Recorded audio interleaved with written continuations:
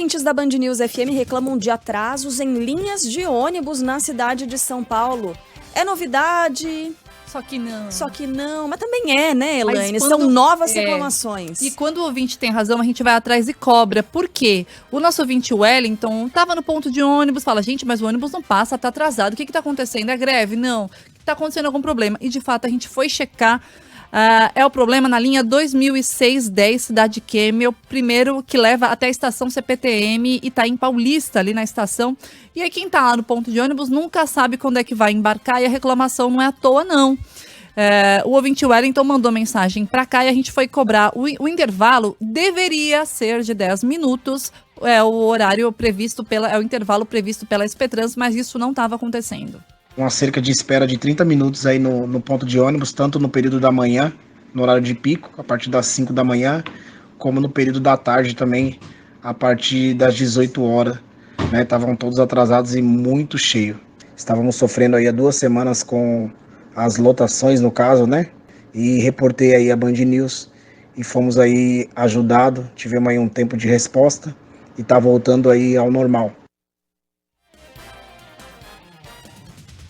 A SPTrans verificou que as partidas programadas desta linha não estão sendo cumpridas. E aí a concessionária Transunião, que foi já autuada pela irregularidade, segundo a SPTrans, também a empresa foi notificada quanto à necessidade de cumprir a programação dos horários. Em reunião ainda com representantes da operadora, a SPTrans exigiu providências para melhorar o atendimento ali na região. E aí a palavra do nosso ouvinte Wellington, né, já começou a melhorar. Vamos ficar de olho nessa situação, mas a gente reforça aqui o canal. As reclamações do transporte público podem ser feitas pela Central 156 ou também pelo site da Prefeitura de São Paulo, Carlinha. Eu perguntei se era novidade ou não, Elaine, porque são muitas as queixas sobre ônibus passando em horários que não são os programados pela SPTrans. A gente tem acesso a isso, né? Inclusive, eu já falei aqui de um aplicativo chamado Move It, que é sensacional. Você tem ali a tabela certinho dos horários dos ônibus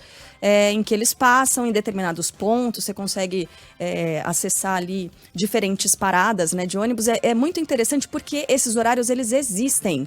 Não é assim, a hora que passou, passou. Você pode ter essa previsibilidade. Exato, né? Por causa do horário de pico, né? A gente já conhece bem a cidade, temos tecnologia para monitorar e ter essa previsibilidade dos horários. Então, realmente, o passageiro está no ponto de ônibus, previsão, própria SPTrans informa, a cada 10 minutos, a pessoa está lá meia hora, 40 minutos e não passa, tem algo errado. Então, Sim. a empresa, desrespeitando o canal para o nosso ouvinte, para o passageiro, é reclamar no 156 da Prefeitura, é o canal direto ali para a SPTrans cobrar e monitorar esse trabalho aí que a gente vem seguindo também. Deveria ser respeitado esse horário. Então, esse tipo de reclamação chega bastante, além do 156. Também aqui nosso WhatsApp da Band News FM, né? O 999-592-100. E também tem uma outra queixa de alguns pontos da cidade. Por exemplo, vou falar aqui da Avenida Professor Francisco Morato, em torno aqui de Morumbi, Butantã, Vila Sônia.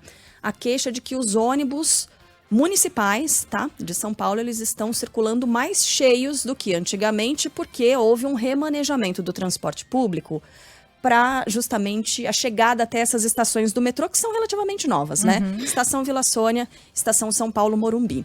O que aconteceu? Os ônibus intermunicipais, eles foram deslocados lá para Eliseu de Almeida, tal, param, né, na Estação Vila Sônia, na final. Então, normalmente na Estação Vila Sônia, porque ela tem um terminal ali.